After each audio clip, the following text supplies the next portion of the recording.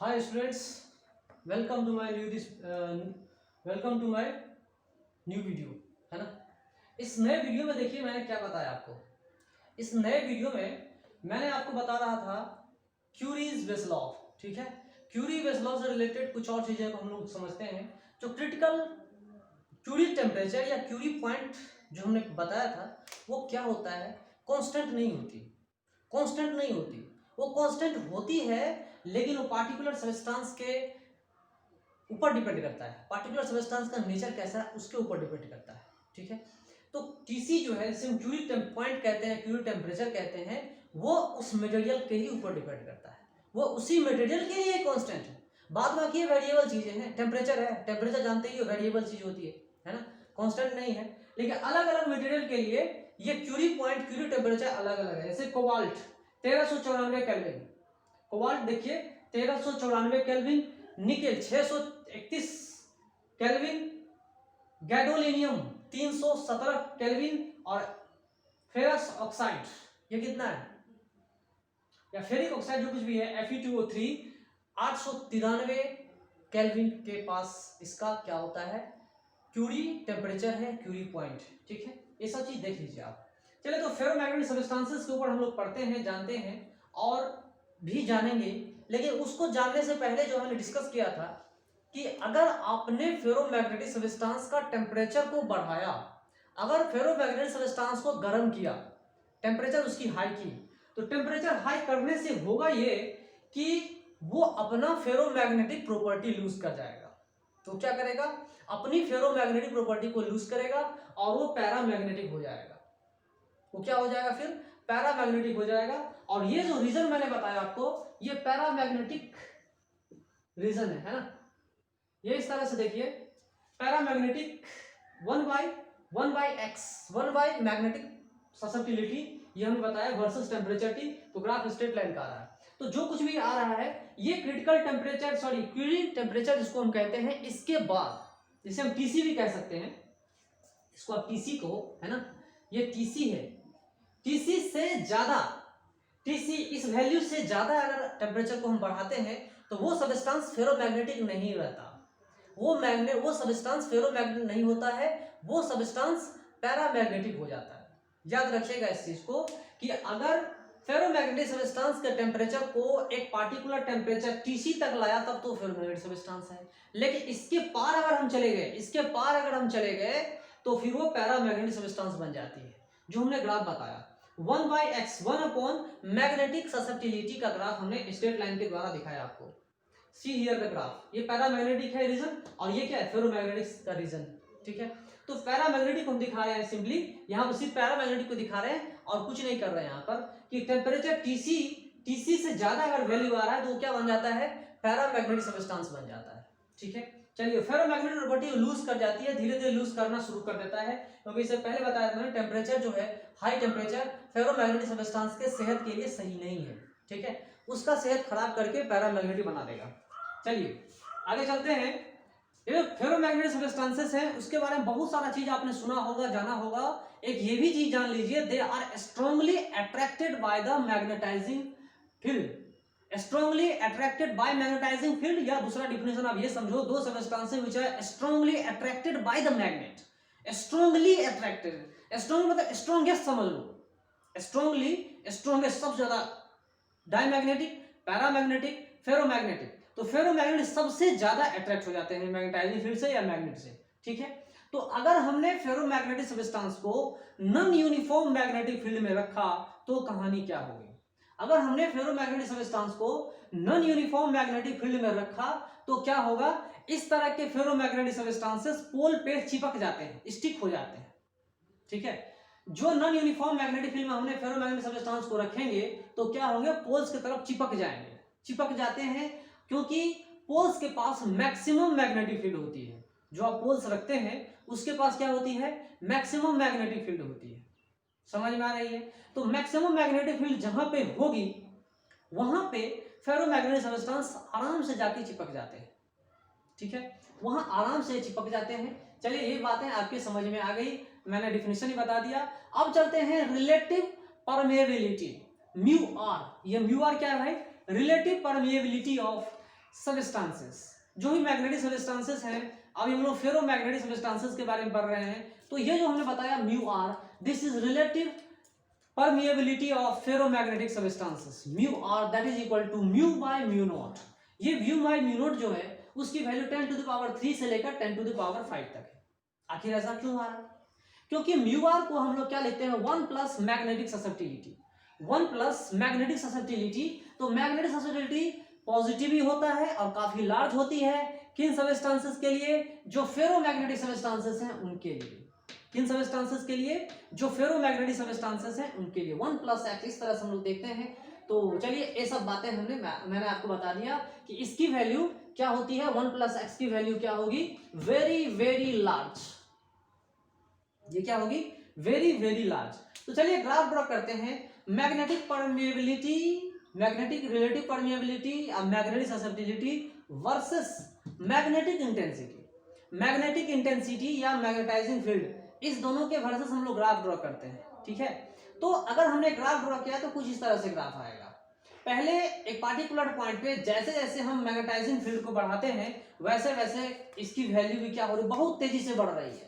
Magnetic susceptibility की value क्या हो रही है, बहुत तेजी से बढ़ रही है, बहुत तेजी से बढ़ रही है। थोड़ा सा चेंज करेंगे ना, अगर मैग्नेटाइजिंग फील्ड में थोड़ा सा चेंज करेंगे तो मैग्नेटिक ससेप्टिबिलिटी या रिलेटिव मैग्नेटिक परमिएबिलिटी बहुत तेजी से बढ़ रही है, बहुत तेजी से बढ़ रही है और एक मैक्सिमम वैल्यू तक जा रही है।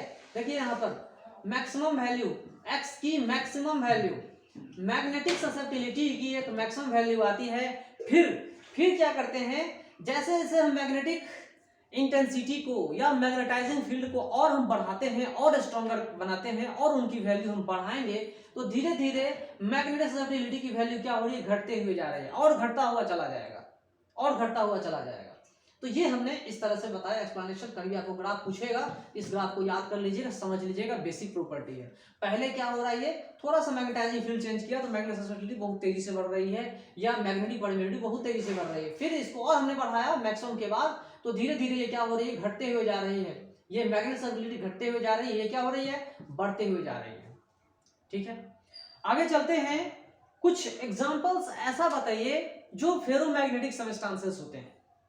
वैसे तो बहुत सारे फेरोमैग्नेटिक सबस्टांसेस हैं हमारे पास, लेकिन कौन कौन से सबस्टांस आप फेरोमैग्नेटिक सबस्टांस समझते हैं, बताइए। कोई ऐसा एग्जांपल जो आप जानते होंगे, बोलिए। तो फेरोमैग्नेटिक सबस्टांसेस के बहुत सारे एग्जांपल्स हैं, आयरन Fe, कोबाल्ट, निकेल, और उसके द्वारा जितने सारे कुछ एलॉयज होते हैं, जितने सारे नहीं, कुछ एलॉयज ऐसे होते हैं, टिकोनाल है और भी कुछ एलॉयज हैं, है ना। तो जितने सारे एलॉयज हैं वो, और फेरस, कोबाल्ट, निकेल, ये सब क्या कहलाते हैं, फेरोमैग्नेटिक सबस्टांसेस कहलाते हैं। और ये देखिए फेरस, कोबाल्ट, निकेल, ये क्रिस्टलाइन फॉर्म में होती है। ये किस फॉर्म में होती है, तो क्रिस्टलाइन फॉर्म में होती है। ये कौन सा फॉर्म में होती है, तो क्रिस्टलाइन फॉर्म में होती है, इसको क्रिस्टलाइन सॉलिड्स बोलते हैं। ठीक है, और जो एलॉयज हैं वो तो आप जानते ही हैं। ठीक है, तो इनका जो एलॉयज है वो भी क्या कहलाता है, फेरोमैग्नेटिक सबस्टांसेस कहलाते हैं, जिनकी मैग्नेटिक प्रॉपर्टी बहुत बहुत ज्यादा होती है। याद रखिएगा, इनकी मैग्नेटिक प्रॉपर्टी बहुत बहुत ज्यादा होती है। और ये जो एटम्स हमने बताया, आयरन, कोबाल्ट, निकेल, जो भी उसके एलॉयज हैं, उनमें एटम्स जो होते हैं ना, उनमें परमानेंट डाइपोल मोमेंट होती है। या आयरन हो गया, कोबाल्ट हो गया, निकेल हो गया, इन सब की अपना एक परमानेंट मैग्नेटिक डाइपोल मोमेंट होती है। और वो डाइपोल मोमेंट जो होती है वो किसके फॉर्म में होती है, वो कौन से फॉर्म में होती है, तो वो डोमेन्स के फॉर्म में होती है। ठीक है, जिस डोमेन के बारे में हमने काफी डिस्कस किया है, काफी अच्छे से बताया है आपको, और कोई टीचर आपको इतना अच्छा से नहीं बता सकता है, वो मैंने आपको बता दिया है। जो इससे पहले वाले 1-2 वीडियो में आप लोग देख सकते हो, वॉच कर सकते हो उसको। ठीक है, तो फेरोमैग्नेटिक सबस्टांसेस के बारे में मैंने बहुत सारा चीज बताया। एक चीज और बताना चाहता हूँ और इसके बाद इस टॉपिक को मैं एंड करूंगा। फेरोमैग्नेटिक सबस्टांसेस क्या, फेरोमैग्नेटिक सबस्टांस का एक सबसे बड़ा खासियत यह है कि ये अपने अंदर बहुत ज्यादा फील्ड लाइंस को कैप्चर कर लेता है। पुलिंग इन मतलब होता है अपने अंदर खींच लेना। तो जो मैग्नेटिक, अगर मान लो कोई मैग्नेटाइजिंग फील्ड है, ठीक है, अगर बाहर कोई मैग्नेटाइजिंग फील्ड है V0, तो इस मैग्नेटाइजिंग फील्ड लाइंस को क्या करेगा, फेरोमैग्नेटिक सबस्टांस अपने अंदर में खींच लेता है, बहुत स्ट्रांगली खींच लेता है। और खींचने के बाद क्या करता है, ये मैग्नेटाइज हो जाता है। तो इन सारे सबस्टेंसेस को, फेरोमैग्नेटिक सबस्टेंसेस को हम आराम से मैग्नेटाइज कर सकते हैं। वीक फील्ड हो या स्ट्रॉन्गर फील्ड हो, ये आराम से मैग्नेटाइज हो जाएंगे। ये जो फेरोमैग्नेटिक सबस्टेंसेस हैं वो क्या होते हैं, आराम से मैग्नेटाइज हो जाएंगे। इनको मैग्नेटाइज ज्यादा करने की जरूरत नहीं पड़ती है, आसानी से हम इसको मैग्नेटाइज कर सकते हैं। ठीक है, ये सबस्टेंसेस को हम लोग बोलते हैं फेरोमैग्नेटिक सबस्टेंसेस। ठीक है, और इनके अंदर जो मैग्नेटिक फील्ड होगी, इनके अंदर जो मैग्नेटिक फील्ड होगी उसे मान लो बी, और वो बहुत बहुत ज्यादा लार्ज होता है। किससे होती है लार्ज, तो मैग्नेटाइजिंग फील्ड से बहुत बहुत ज्यादा लार्ज होती है, बहुत बहुत ज्यादा लार्ज। पैरामैग्नेटिक सबस्टेंस में तो लार्ज होते हैं मैग्नेटाइजिंग फील्ड से, लेकिन इसके अंदर बहुत बहुत ज्यादा लार्ज होता है। कारण क्या है, pulling in of magnetizing field lines. Pulling in मतलब जो मैग्नेटाइजिंग फील्ड लाइंस है उसको अपने अंदर पुल कर रहा है, खींच रहा है, अपने अंदर स्टोर करके रखता है, प्रिजर्व करके रखता है, अपने अंदर समा के रखता है। इसको विशेष प्रेम है, स्ट्रॉन्ग टेंडेंसी है इसका, इसके वजह से फेरोमैग्नेटिक सबस्टेंसेस कहलाते हैं। और इसके अंदर जो फील्ड होती है ना वो मैग्नेटाइजिंग फील्ड से काफी स्ट्रॉन्गर होता है, काफी स्ट्रॉन्गर होता है। ठीक है, चलिए, तो मैंने आपको बताया था कि अगर नॉन यूनिफॉर्म मैग्नेटिक फील्ड में रखोगे तो स्टिक टू पोल्स हो जाएंगे। मान लो कि अगर हमने मैग्नेटिक सबस्टेंस को इस तरह से रखा और एक नॉर्थ पोल और साउथ पोल बना के रखा, ये नॉर्थ पोल है, साउथ पोल, अगर हमने ऐसा ही छोड़ दिया तो क्या होगा, ये साउथ पोल मान लो, ये नॉर्थ पोल है, क्या होगा, स्टिक हो जाएगा, इसमें चिपक जाएगा, ये चिपक जाते हैं, स्टिक हो जाते हैं। स्टिक का मतलब ये होता है, यहाँ पर स्टिक मतलब ये होता है कि मैक्सिमम मैग्नेटिक फील्ड के तरफ ये ज्यादा प्रीफर करते हैं। स्ट्रॉन्गेस्ट फील्ड कहाँ होता है, तो पोल्स के पास होता है। पोल्स मतलब जहां पे नॉर्थ पोल और साउथ पोल है वहां पर ये होता है सबसे ज्यादा चिपक जाते हैं। ठीक है, ये इनकी खासियत है। This is the special property of ferromagnetic substances. ठीक है, एक और चीज जो पैरामैग्नेटिक सबस्टेंसेस के बारे में बताया होगा, जो आप वीडियो देखोगे तो देखोगे एक यू टाइप का ट्यूब आता है, ट्यूब है, और हमने इनको क्या कर दिया है, दोनों मैग्नेटिक पोल्स के बीच में रखा है। और डायमैग्नेटिक सबस्टेंसेस में देखे होंगे क्यों लिक्विड जो होता है नीचे की ओर चला जाता है, स्ट्रॉन्गर फील्ड से वीकर फील्ड में जाता है। पैरामैग्नेटिक में क्या होता है, वो वीकर से स्ट्रॉन्गर तरफ जाता है, ऊपर चला जाता है। लाइक दैट आप फेरोमैग्नेटिक में भी आप समझ सकते हो कि उस तरह के ट्यूब, अगर मान लो लिक्विड है, लिक्विड तो होते नहीं फेरोमैग्नेटिक सबस्टेंसेस, अगर मान लो लिक्विड है तो क्या होगा, वो स्ट्रॉन्गेस्ट फील्ड में जाएगा, स्ट्रॉन्गर फील्ड में जाएगा, ऊपर की ओर चला जाएगा। ठीक है, तो बहुत सारा प्रॉपर्टीज ऐसी है पैरामैग्नेटिक सबस्टेंसेस का जो फेरोमैग्नेटिक से मिलती जुलती है, लेकिन फेरोमैग्नेटिक कुछ ज्यादा ही होती है वो सब चीजें। ठीक है, और ट्रूली इसको हम मैग्नेटिक सबस्टेंसेस कहते हैं। Okay, thank you.